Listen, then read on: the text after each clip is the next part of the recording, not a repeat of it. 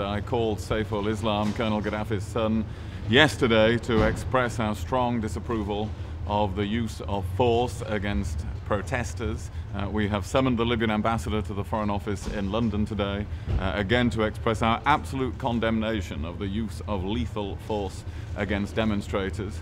Britain is calling today for an end to such violence and for all concerned to behave with humanity and with restraint.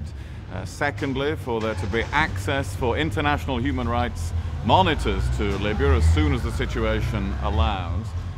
Third, for there to be an opening up of the internet and an end to the harassment and detention of journalists in Libya. Fourth, for investigations to take place into what has happened in Benghazi and other locations in the east of Libya, and for a commitment to hold to account those who have been responsible for what has happened. Fifth, of course, we want to see genuine dialogue take place and a commitment to reform going well beyond the limited concessions that have been made so far. And sixth, we want to see proper protection for foreign nationals in Libya, and in particular assistance for them as they are trying to leave the country. So the credibility of the Libyan government in these matters has been undermined so far by their failure to protect their own people and to respond to the legitimate grievances of people in Libya. We look to them to do so. I will be raising these points in our discussions among the foreign ministers of the European Union today, and I think the response of the European Union should be conditioned on Libya respecting basic international human rights norms and being prepared to respond to the legitimate grievances of the people of their country. I think in the long term these things go together. Clearly an absence of democracy has not brought stability because these pressures build up, and many of them, as I say, are legitimate grievances and aspirations. In the long run, democracy and stability go together.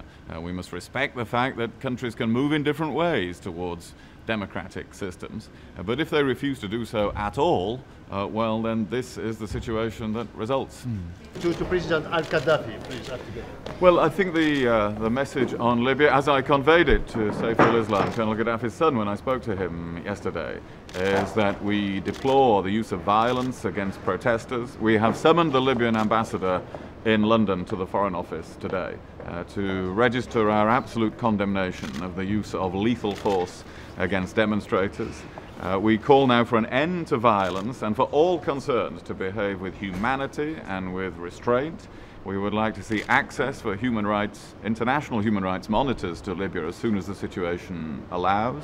We would like to see freedom of the internet and an end to the detention and harassment of journalists, proper dialogue between government and opposition forces, and a readiness to respond to the legitimate grievances of people in Libya.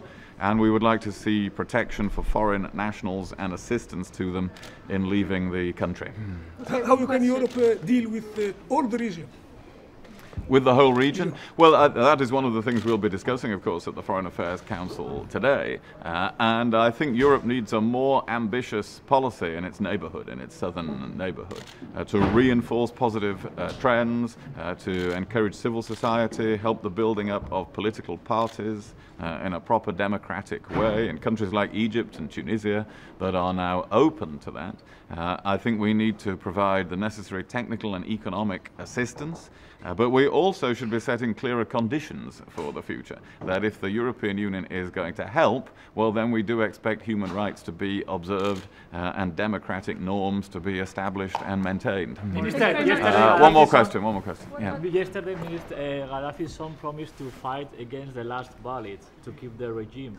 Is it enough, this kind of statements of the European Union to keep safe the civilians?